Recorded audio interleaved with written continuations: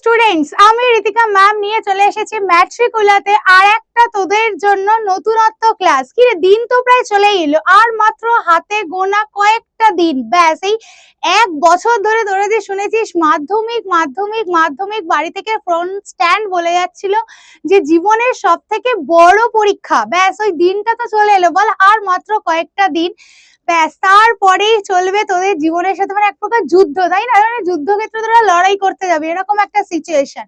তো এই সময় তোদের আশা করি সব সাবজেক্ট ভালোভাবে চলছে। আর ভূগোলে তো অনেকের প্রচুর ডাউট থাকে, প্রচুর অনেকের অনেক রকম ডাউট থাকে, আর অনেকে থেকে একদম পড়তে ভালোই বাসিস না। তো তার জন্য আমি তোদের জন্য নিয়ে চলে এসেছি ভূগোলের একটা অন্য রকমের যেখানে ক্লাস, যেখানে তুই নতুন ভাবে কিছু জানতেও পারবি এবং কিভাবে তুই নাম্বার বেশি তুলতে পারবি, সেটা হচ্ছে ম্যাপ পয়েন্টিং। এইবার তোরা বলবি ম্যাম ম্যাপ পয়েন্টিং আমি কিছু পারি না, ওখানে আমার প্রচুর নাম্বার চলে যায়। নাম্বার যাবে না, ম্যাপ পয়েন্টিং করার কিছু ট্রিক্স রয়েছে, ছোট ছোট কিছু ট্রিক্স রয়েছে, এবং যেগুলো করতে পারলে তোরা কিন্তু একদম ফুল মার্কস, মানে ম্যাপ পয়েন্টিং এ যে 10 নম্বর ধরা থাকে না, 10 নম্বরে কিন্তু আমাদের 10 নম্বরই তুলতে হবে। এবার সেই ম্যাপ পয়েন্টিংটা কি করে করব, সেটাই তোদের জন্য আজকে আমি নিয়ে চলে এসেছি। একদম তোরা হাতে যখন ম্যাপটা পাবি, কিভাবে ম্যাপ পয়েন্টিং করতে হয়, কিভাবে ম্যাপ পয়েন্টিং এর মধ্যে ইন্ডেক্স করতে হয়, পয়েন্টিং কিভাবে করবি, নাম রোল নাম্বার কিভাবে লিখবি, সমস্ত কিছু আজকে আমি দেখিয়ে দেবো আজকের এই একটা ছোট্ট ভিডিওতে। তাহলে আমরা শুরু করি। দেখ, প্রথমে এই হচ্ছে আমাদের ভারতের ম্যাপ। এই ম্যাপটা তোদের দেওয়া থাকবে, একদম পুরো ব্ল্যাঙ্ক একটা ভারতের ম্যাপ দেওয়া থাকবে। এর মধ্যে কিন্তু কোনো অক্ষাংশ দ্রাঘিমাংশ যদি বা দেওয়া থাকে আর কিন্তু কিচ্ছু থাকবে, এরকম পুরো ফাঁকা ধুধু প্রান্তরের মতন একটা ম্যাপ দেওয়া থাকবে। এবার তোদের এর মধ্যে চিহ্নিত করতে হবে। ধর তোদেরকে বলা হলো যে 10 ডিগ্রি চ্যানেল, এটা চিহ্নিত করতে, ঠিক আছে? তোদের ধর বলা হলো যে 10 ডিগ্রি চ্যানেল, এটা তোদের বলে দেওয়া হলো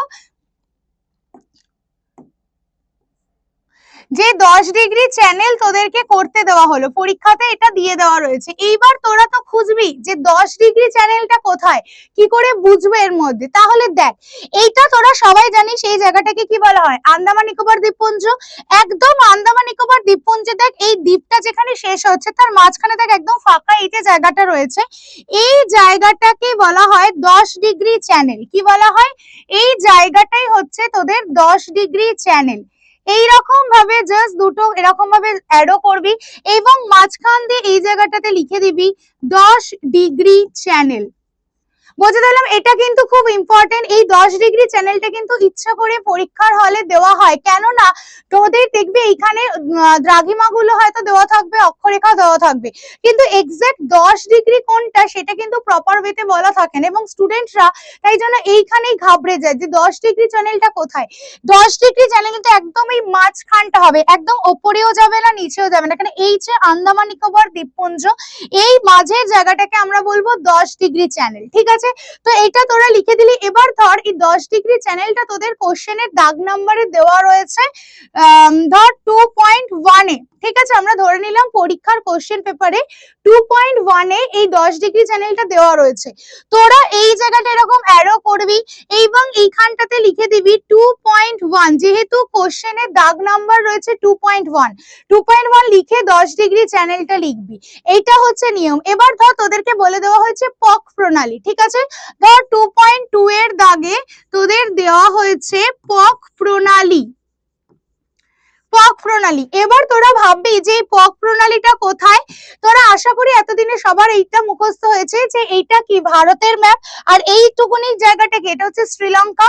এই ভারত আর শ্রীলঙ্কার মাঝে দেখ এখানটা একটা ছোট্ট মতন গ্যাপ রয়েছে না, এই যে দেখ এই জায়গাটাতে এই যে ছোট্ট গ্যাপটা রয়েছে, বেসিক্যালি এই জায়গাটাকে বলা হচ্ছে পক প্রণালী। কিভাবে লিখবি, তোরা এইটুকুনি জায়গার মধ্যেও এরকম ভাবে লিখে দেখিয়ে দিতে পারিস, এইরকম ভাবেও কিন্তু তোরা লিখে দেখিয়ে দিতে পারিস যে এই জায়গাটা হচ্ছে পক প্রণালী। এবার শুধু পক প্রণালী লিখলে কিন্তু নাম্বার কেটে নেবে, তোদের কিন্তু নাম্বার বসাবে না। কেন? পক প্রণালীটা কোশ্চেন পেপারে কোথায় দেওয়া রয়েছে, 2.2 তে, তাই তোদের এইখানে কিন্তু লিখে দিতেই হবে কোশ্চেনের দাগ নাম্বারটা 2.2 দিয়ে তারপর তোদের পক প্রণালী লিখতে হবে, ঠিক আছে? এইবার ধর দেওয়া রয়েছে 2.3 তে খাম্বাত উপসাগর। খামবাদ উপসাগর, এইরকম ধর তোদেরকে দেওয়া রয়েছে খামবাদ উপসাগর, এইটা কোশ্চেন পেপারে রয়েছে 2.3। কিভাবে লিখবি খামবাদ উপসাগর? দেখ এই যে কোনটা রয়েছে, এই যে জায়গাটা, বেসিক্যালি এই জায়গাটাকে বলা হচ্ছে খামবাদ উপসাগর। তো তোরা এখানটাতে কিভাবে লিখে দিবি, 2.3 দাগ নাম্বার দিলি, দিয়ে এইখানে লিখলি খামবাদ উপসাগর। এইগুলো কিন্তু সব যাচ্ছে তোদের কোথায়, এগুলো যায় ভারতের, তোরা জানিস যে প্রাকৃতিক অর্থনৈতিক ভাবে বিভিন্ন ভাগে তো ভাগ করা হয়েছে, এই ভারতের প্রাকৃতিক ভাগে কিন্তু এই ধরনের ম্যাপ পয়েন্টিং গুলো পরীক্ষার দেওয়া হয়। এইবার ধর তোদেরকে দেওয়া হলো, ওটা ওখানে আমি 3টে দেখালাম, আর একটা ধর নতুন ম্যাপে আমি দেখাচ্ছি, তোদের দেওয়া হয়েছে কন্যাকুমারিকা অন্তরীপ, ঠিক আছে, কন্যাকুমারিকা অন্তরীপ কোন জায়গাটা তোরা জানিস, একদম ভারতের যে শেষ প্রান্ত, এই যে ভারতের যে শেষ প্রান্ত একদম নিচের কোনটা, এইখানটা হবে কন্যাকুমারিকা অন্তরীপ, কন্যাকুমারিকা অন্তরীপ। এইবার ধর তোদেরকে এতক্ষণ ধরে আমি যে বলে গেলাম, শুধু নামগুলো তোদেরকে আমি বলে গেলাম যে পক প্রণালী, কন্যাকুমারিকা অন্তরীপ, খামবাদ উপসাগর, এইরকম ধর তোদেরকে এরকম ডিরেক্ট নাম বলে দেওয়া হলো না, তাহলে তখন তোরা কি করবি, তোদেরকে ধর বলা হলো মূল বিন্দু, ভারতের দক্ষিণতম বিন্দু বা মূল বিন্দু তোদেরকে ধর বলে দিল, তো ভারতের দক্ষিণতম বিন্দু। এবার তোরা তো এবার কনফিউজড হয়ে যাবি যে ভারতের দক্ষিণতম বিন্দুটা কি, এতক্ষণ ধরে কিন্তু আমি নাম বলে বলে দিচ্ছিলাম, পরীক্ষার কোশ্চেন পেপারে কিন্তু তোদের একদম ডিরেক্ট নামটাও বলে দেওয়া থাকবে, আদারওয়াইজ নাম না বলে এইরকম ভাবে প্রশ্ন হিসাবেও কিন্তু বলে দেওয়া থাকতে পারে। তাহলে সেই ক্ষেত্রে কি করবি, তোরা জানিস যে পুরো গোটা ভারতের দক্ষিণতম বিন্দুটার নাম কি, ইন্দিরা পয়েন্ট। এবার ইন্দিরা পয়েন্টটা কোথায়, দেখ পুরো গোটা ভারতবর্ষটা শেষ হচ্ছে ঠিক কোন জায়গায়, একদম এই জায়গায়, এই যে আন্দামান নিকোবর দ্বীপপুঞ্জ এই যে শেষ হচ্ছে, এই জায়গাটাকে তো আমরা বলছি, এখানে তো একদম পুরো গোটা ভারতটা শেষ হচ্ছে, তাই এই জায়গাটা হচ্ছে তোর দক্ষিণতম বিন্দু, মানে হচ্ছে ইন্দিরা পয়েন্ট। এবার তুই লিখবি কিভাবে, তুই কি শুধু দক্ষিণতম বিন্দু লিখবি নাকি শুধু ইন্দিরা পয়েন্ট লিখবি, সেটা লেখার একটা কৌশল আছে। কিরকম, তোদেরকে ধর এই দক্ষিণতম বিন্দুটা 2.5 এ দেওয়া হয়েছে, পরীক্ষার কোশ্চেনের দাগ নাম্বারে 2.5 এ এই দক্ষিণতম বিন্দুটা দেওয়া হয়েছে। কিভাবে লিখবি, তোরা এখানে লিখবি 2.5 বলে এই জায়গাটা চিহ্নিত করলি, বা ধর আরেকটা করতে পারিস যদি চাস, ম্যাপটা যতটা সম্ভব ক্লিন অ্যান্ড ক্লিয়ার রাখতে, যতটা সম্ভব কোনো মোছামুছি কাটাকুটি যাতে ছিঁড়ে টিড়ে যাতে না যায়, একদম পরিষ্কার ভাবে কিন্তু আমাদের ম্যাপ পয়েন্টিং করতে হবে। তোরা এখানটা ধর 2.5 লিখলি, ঠিক আছে। এইবার কি করবি, ভারত ম্যাপ করতে গেলে সবসময় যে তোরা ডিরেক্ট জায়গাটা চিহ্নিত করে দিবি তা তো নয়, অনেক সময় থাকে কিছু ইন্ডেক্স করতে হয়, যেরকম ধর কোনো একটা গোটা জায়গা, সেটাকে ধর কোনো তোদের স্কেচ করতে হলো বা কোনো চিহ্নিত করতে হলো, তখন কি করবি, এই যে ম্যাপের বাইরে কিন্তু কোনো খাতা টাতায় কিছু করবি না, যা করার পুরো ম্যাপটার মধ্যে কিন্তু করতে হবে। তোরা এই ম্যাপের মধ্যে এই যেখানে, এই জায়গাটা তো পুরো সাগর মহাসাগর, এখানে তো তোদের কিছু চিহ্নিত করতে হচ্ছে না, এই জায়গাটাতে তোরা লিখবি এরকম ভাবে নির্দেশিকা বলে প্রথমে হেডিং দিবি, নির্দেশিকা মানে যেটা ইন্ডেক্স বলি, ইন্ডেক্স কেউ লিখবি না, যেহেতু তোরা বাংলা ভাষাতে পরীক্ষা দিচ্ছিস, ইংলিশে কেউ লিখছিস না, তাই সবসময় নির্দেশিকা বলে লিখবি। তারপর কি করবি, একটা সুন্দর করে বক্স করবি, আমি এখানে আন্দামান নিকোবর দ্বীপপুঞ্জের মধ্যে ঢুকে গেছে, তোরা যখন পরীক্ষার হলে করবি একদম এই আন্দামান নিকোবর দ্বীপপুঞ্জটা যেন না ঢোকে, এর বাইরে একটা সুন্দর করে স্কেলে মাপ নিয়ে একটা বক্স করবি। তারপর কি করবি, তার ভেতরে ছোট্ট ছোট্ট ছোট্ট ছোট্ট বিভিন্ন ধরনের বক্স করবি, এইরকম ভাবে ছোট্ট ছোট্ট বিভিন্ন বক্স যাবে। এবার এই বক্স গুলোতে কি হবে, এই বক্স গুলোর কাজ হচ্ছে তুই গোটা ম্যাপে বিভিন্ন জায়গাগুলোতে যে চিহ্নিত করেছিস মানে যে শেডটা দিয়েছিস সেই শেডটা লিখতে হয়। কিরকম, ধর এই জায়গাটা তো দক্ষিণতম বিন্দু, তুই এরকম ধর গোল করে এইরকম গোল করেছিস, ঠিক আছে, তাহলে এই যে বক্সটা করলি, বক্সে কি হবে, এইখানটা মাঝখানটা ফুটকি দিলি, দিয়ে তার ভেতরে গোল করি, তার মানে এটা হচ্ছে তোর নির্দেশিকা, তুই এটা চিহ্নিত করছিস। তারপর লিখবি কি পাশে 2.5 বলে লিখবি, তারপর লিখবি দক্ষিণতম বিন্দু, মানে যেটা প্রশ্নে বলে দেওয়া রয়েছে দক্ষিণতম বিন্দু বলে লিখলি। এইবার দেখ তুই জানিস দক্ষিণতম বিন্দু মানে হচ্ছে কি, ইন্দিরা পয়েন্ট। এইবার এই যে ইন্দিরা পয়েন্ট দক্ষিণতম বিন্দু সেটা তুই জানিস, যে টিচার সে কি জানে, সে তো জানে না, তোকে বলে দিতে হবে। তাই জন্য কি করবি, দক্ষিণতম বিন্দু বলে লিখবি, দেন ব্র্যাকেটে এখানে কিন্তু লিখে দিতে হবে ইন্দিরা পয়েন্ট বলে।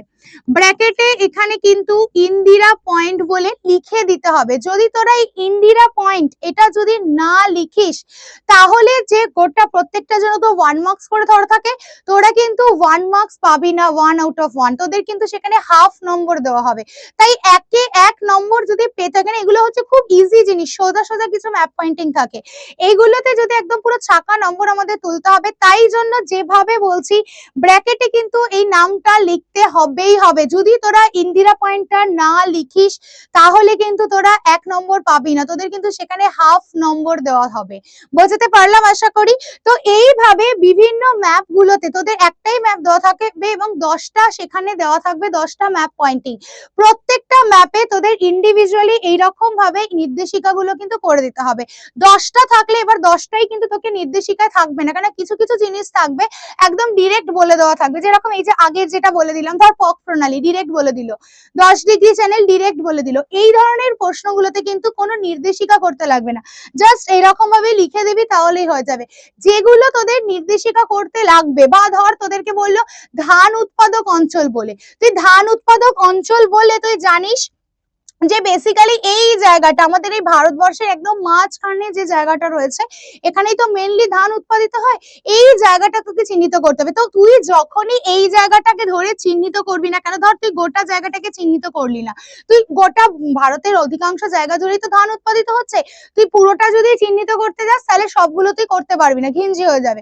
তুই ধর একটা জায়গাকে চিহ্নিত করলি, ঠিক আছে, তুই ধর এই জায়গাটাকে চিহ্নিত করলি, এবার এই জায়গাটার মধ্যে কি লিখে দিবি ধান উৎপাদক অঞ্চল? না, তুই এইখানটাতে শেড দিবি, একটা একটা করে বিভিন্ন ধরনের চিহ্ন, ধর আমি এখানে যেরকম শেডটা দিলাম, তুই ধর এরকম একটা শেড দিলি। এইবার কি করবি, ওই যে বললাম নির্দেশিকা লিখতে হয়, তো এই যে নির্দেশিকা বলে লিখলি, দেন এইখানে ভেতরে যে এই যে শেডটা দিয়েছিস, এই শেডটা তোকে ভেতরে লিখে দিতে হবে। এই যে বক্স করলি, তার ভেতরে আরেকটা ছোট বক্স করবি এবং এর মধ্যে তুই এই শেডটা দিয়ে দিলি, মানে এইখানে যে শেডটা দিবি সেটাই এইখানে তোকে দিতে হবে। দেন এইখানে তোকে এবার এই শেড নাম, ধর ধান উৎপাদক অঞ্চলটা 2.7 এ রয়েছে, তুই প্রশ্নের দাগ নম্বরটা দিলি 2.7, তারপর লিখলি ধান উৎপাদক অঞ্চল বলে, ধান উৎপাদক অঞ্চল।